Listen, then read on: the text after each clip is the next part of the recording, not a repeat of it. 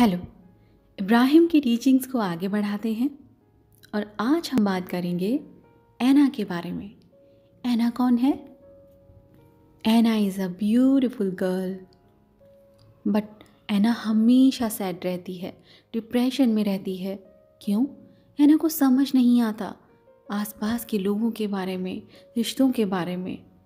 ऐना समझना चाहती है कि क्यों लोग इतने मीन होते हैं, क्यों कुछ रिश्ते इतने बुरे होते हैं, क्यों हम टॉक्सिक रिलेशनशिप में आ जाते हैं और क्यों कई बार हमारे फैमिली मेम्बर्स के साथ ही हमारे रिश्ते ख़राब हो जाते हैं।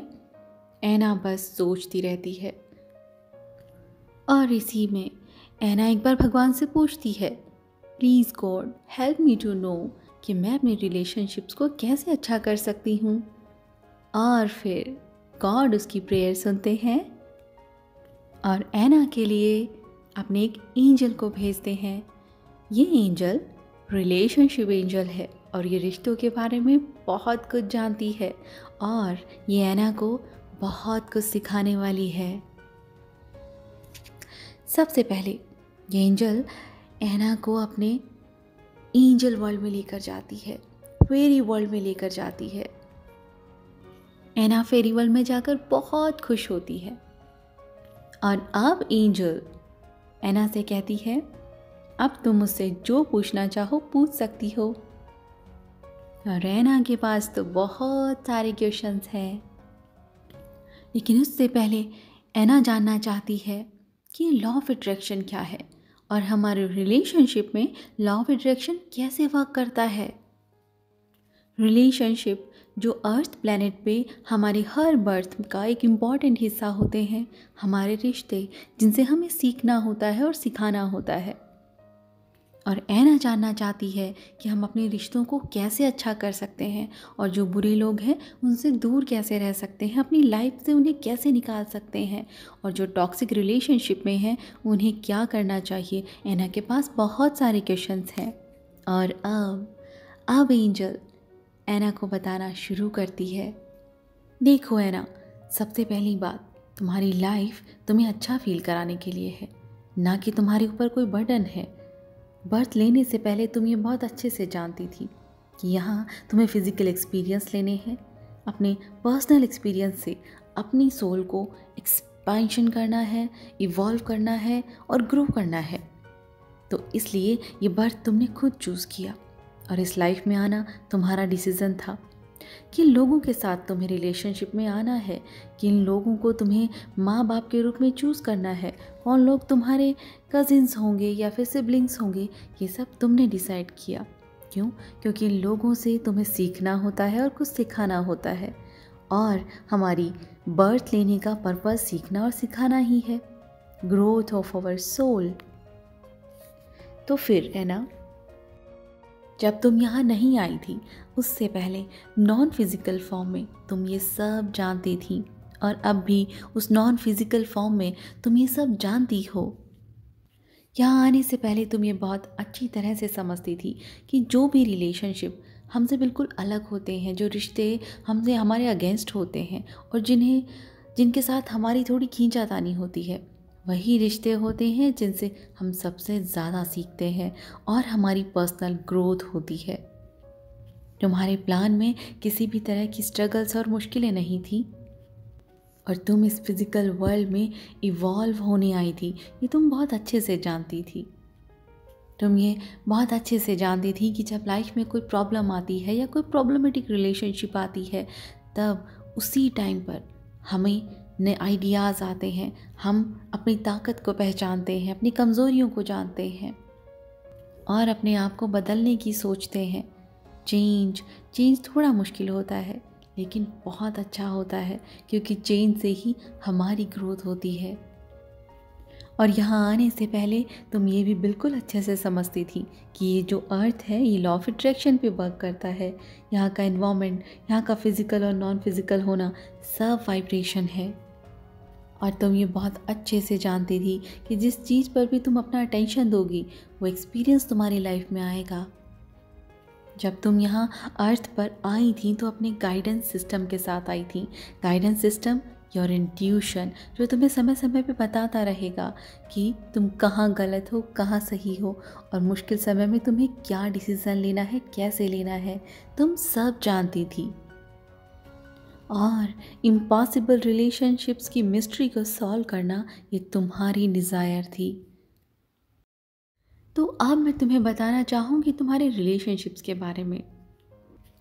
तुम्हारी लाइफ में किसी भी पॉइंट पे ऐसा टाइम नहीं होगा जहाँ पे रिलेशनशिप तुम्हारे लिए एक सब्जेक्ट ना हो।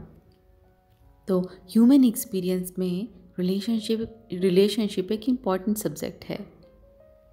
या फिर हम ये भी कह सकते हैं कि तुम लोगों के लिए अर्थ पे रिलेशनशिप के बिना तुम एग्जिस्ट नहीं करते, क्योंकि रिलेशनशिप से ही तुम हंसना, खेलना, रिश्ते निभाना, इमोशंस सीखते हो। तो मैं तुम्हें बताना चाहूँगी that every relationship is eternal. एक बार जब तुम्हारा रिलेशनशिप स्टैब्लिश हो जाता है तो ये तुम्हारे वाइब्रेशन में ऐड हो जाता है। इसलिए इस प्रोसेस को समझना ज़रूरी है कि तुम किस तरह से रिलेशनशिप अपनी लाइफ में अट्रैक्ट करते हो और तुम कैसे कुछ बुरे रिश्तों से बचकर रह सकते हो। इसके लिए सबसे पहले तुम्हें समझना होगा अलाइनमेंट। अभी अलाइनमेंट क्या है? ये बिल्कुल वैसे ही है जैसे कुछ लोग कहते हैं थिंक बिफोर यू स्पीक। तो उसमें हम कहेंगे alignment first then conversation, alignment first then interaction, alignment first then anything else. अभी अलाइनमेंट क्या है? अलाइनमेंट का मतलब ये एक प्रोसेस है। Think, speak, act and interact. मतलब सबसे पहले तुम सोचते हो, वो तुम्हारे थॉट बनते हैं, और जब तुम थॉट्स को और ज़्यादा डीप से सोचते हो तो वो तुम्हारी फीलिंग्स बनती हैं। फिर तुम बोलते हो या एक्ट करते हो, उस पर एक्शन करते हो, और फिर वो तुम्हारे फिज़िकल वर्ल्ड में मैनिफेस्ट हो जाता है। इस तरह से ये प्रोसेस काम करता है। और अलाइनमेंट होना, अलाइनमेंट मतलब सोर्स के साथ तुम्हारा बैलेंस होना। क्योंकि अगर हम बात रिश्तों की कर रहे हैं तो रिश्तों के बेस को समझना ज़रूरी है। दूसरे लोगों के रिलेशनशिप को समझने से पहले अपने रिलेशनशिप को समझना ज़रूरी है। अपना रिलेशनशिप मतलब अपना रिश्ता अपने आप के साथ और सोर्स के साथ, जहाँ से हम आए हैं, जिन्होंने हमें बनाया है। जो लोग अपने रिश्ते को सोर्स के साथ समझने में समय देते हैं वे लगभग अलाइनमेंट में होते हैं, क्योंकि वे जानते हैं कि वो एक्चुअल में कौन है, हु दे रियली आर। किसी भी रिश्ते को समझने से पहले सबसे पहले तुम्हें उसका आधार समझना होगा, और वो ये है कि कोई भी रिलेशन तुम्हारे अपने आप के साथ के रिश्ते से बड़ा नहीं हो सकता। एक सोर्स, जिसे तुम गॉड कहते हो, सोर्स कहते हो या सोल कहते हो, एक वो पार्ट है जिसके तुम हिस्से हो। तो तुम्हारा रिश्ता उसके साथ कैसा है? उसके साथ कैसा है मतलब तुम्हारा रिश्ता अपने आप के साथ कैसा है। और ये है तुम्हारा सबसे पहला रिलेशनशिप। अगर वो रिश्ता स्टेबल है, अच्छा है, तभी तुम कदम आगे बढ़ा पाते हो। सबसे पहला रिश्ता डिवाइन के साथ, सोर्स के साथ, जहाँ से तुम बने हो, जिसके तुम हिस्से हो। और उसके बाद रिश्ता शुरू होता है अपने आप के साथ। Your relationship with your body, your relationship with your money, your relationship with your parents, children, grand children, friends and spouse, your relationship with your world. तो बाहर के सारे रिलेशनशिप अपने आप ईजिली अलाइनमेंट में आ जाते हैं जब तुम अपने फंडामेंटल रिलेशनशिप के साथ अलाइनमेंट में होते हो। और अगर तुम्हारी फंडामेंटल रिलेशनशिप ही अच्छे नहीं है तो फिर वो रिलेशनशिप जो आगे तुम दूसरे लोगों से बनाते हो वो कैसे इफ़ेक्टिव हो सकते हैं। तुम्हारे अभी के रिश्तों को समझने के लिए पहले हमें थोड़ा पीछे जाना होगा। पीछे तब जब तुम्हारा बर्थ हुआ था, और उससे भी पहले जब तुम्हारी कॉन्शियसनेस तुम्हारी फिजिकल बॉडी में आई, मतलब तुमने अपना ध्यान जब अपनी बॉडी पे लगाया, उससे पहले तुम एक नॉन फिजिकल बीइंग थे, intelligent, clear, happy, non resistance. यहाँ आने से पहले तुम्हारा बस एक रिलेशनशिप था, और वो था सोर्स के साथ, डिवाइन के साथ। उस समय तुम फिजिकल नहीं थे तो नॉन फिजिकल थे, और नॉन फिजिकल फॉर्म में किसी तरह का रेजिस्टेंस नहीं था, कोई नेगेटिव इमोशन नहीं था, क्योंकि तुम्हारा रिश्ता सिर्फ और सिर्फ गॉड के साथ था, सोर्स के साथ था। तो इस तरह से यू वर द सोर्स, तुम ही उस डिवाइन का हिस्सा थे। अब आते हैं तुम्हारे बर्थ के मोमेंट पे। जब तुम्हारा बर्थ हुआ तो तुम्हारी कंप्लीट कॉन्शियसनेस का एक हिस्सा तुम्हारी फिजिकल बॉडी पे फोकस्ड हुआ, और तुम्हारा पहला रिलेशनशिप शुरू हुआ इस फिजिकल वर्ल्ड में, और वो रिश्ता था तुम्हारा अपनी बॉडी के साथ। मतलब तुम जो कि नॉन फिजिकल थे, उसका पहला रिश्ता तुम्हारे फिजिकल फॉर्म के साथ, फिजिकल यू। और जैसे ही तुम इस वर्ल्ड में आते हो, तब तुम कुछ बेसिक आधारभूत गलत रूल्स को समझते हो और उन्हें अपना लेते हो। क्यों? क्योंकि बाकी सब लोग वही कर रहे हैं। इन रूल्स को कहते हैं फ्लॉड प्रीमाइस, फॉल्स प्रीमाइस, मतलब बेसिक आधारभूत गलत सिद्धांत, जिन्हें हर कोई ह्यूमन फॉर्म में मान रहा है और फॉलो कर रहा है। तो जब तुम पहली बार इस वर्ल्ड में आते हो, तो क्योंकि सभी लोग ये फॉलो कर रहे हैं, तो तुम भी वही मान कर चलते हो और अपने गाइडेंस सिस्टम की सुनना छोड़ देते हो। और तुम्हारे बर्थ लेते ही सबसे पहला जो मिसअंडरस्टैंडिंग तुम समझते हो और उसे अपना लेते हो, वो है आई एम ईदर फिजिकल और नॉन फिजिकल, ईदर डेड और अलाइव। मतलब या तो मैं फिजिकल हूँ या मैं नॉन फिजिकल हूँ, या तो मैं जिंदा हूँ या तो मैं मरा हुआ हूँ। तो हम तुम्हें बताना चाहते हैं, बहुत सारे लोग ये नहीं समझते हैं कि वो फिजिकल बर्थ से पहले भी एग्जिस्ट करते थे, और बहुत सारे लोग जो ये समझते हैं कि वो एग्जिस्ट करते थे नॉन फिजिकल फॉर्म में, उनको लगता है कि तुम्हारे बर्थ के बाद वो नॉन फिजिकल फॉर्म अब फिजिकल में आ गया है, मतलब तुम नॉन फिजिकली अब एग्जिस्ट नहीं करते हो। ऐसा नहीं है। हम तुम्हें बताना चाहते हैं कि तुम एक साथ नॉन फिजिकल फॉर्म में भी एग्जिस्ट करते हो और इस फिजिकल फॉर्म में भी एग्जिस्ट करते हो। मतलब तुम्हारी कॉन्शियसनेस का एक हिस्सा अदर डायमेंशन में नॉन फिजिकल फॉर्म में रहता है, और एक हिस्सा तुम्हारी कॉन्शियसनेस है जो तुम्हारी बॉडी पे फोकस्ड है इस फिजिकल वर्ल्ड में। और ये तुम्हें समझना होगा कि तुम एक साथ जिंदा भी हो और डेड भी हो, तुम एक साथ फिजिकल भी हो और नॉन फिजिकल भी हो। इसलिए ये समझना बहुत ज़रूरी हो जाता है कि तुम्हारा रिश्ता, मतलब फिजिकल तुम और नॉन फिजिकल तुम दोनों के बीच का एक रिश्ता, इसे समझना बहुत ज़रूरी है। क्यों? उसका पहला रीज़न है तुम्हारे इमोशंस। ये इमोशंस तुम इसीलिए फील कर पाते हो तुम्हारे इन दोनों हिस्सों के बीच के रिश्ते की वजह से। जितना तुम इस फिजिकल फॉर्म में ग्रो करते हो, समझते हो, सीखते हो, उतना ही तुम्हारा नॉन फिजिकल फॉर्म एक्सपांड होता है और वो ग्रो होता है, जिसे हम कहते हैं स्पिरिचुअल ग्रोथ। और तुम्हारा अपने आप के साथ, इस नॉन फिजिकल फॉर्म के साथ, मतलब तुम्हारी कॉन्शियसनेस के साथ कैसा रिलेशनशिप है, उससे सारे रिश्ते, जो भी बाहर के सारे रिश्ते हैं, वो इफ़ेक्ट होते हैं। इसलिए अलाइनमेंट में रहने का मतलब है अपने रिश्ते को सबसे पहले डिवाइन के साथ, गॉड के साथ, सोर्स के साथ समझना, और फिर अपने रिश्ते को अपने ही नॉन फिजिकल फॉर्म के साथ समझना, मतलब अपने इमोशंस को समझना।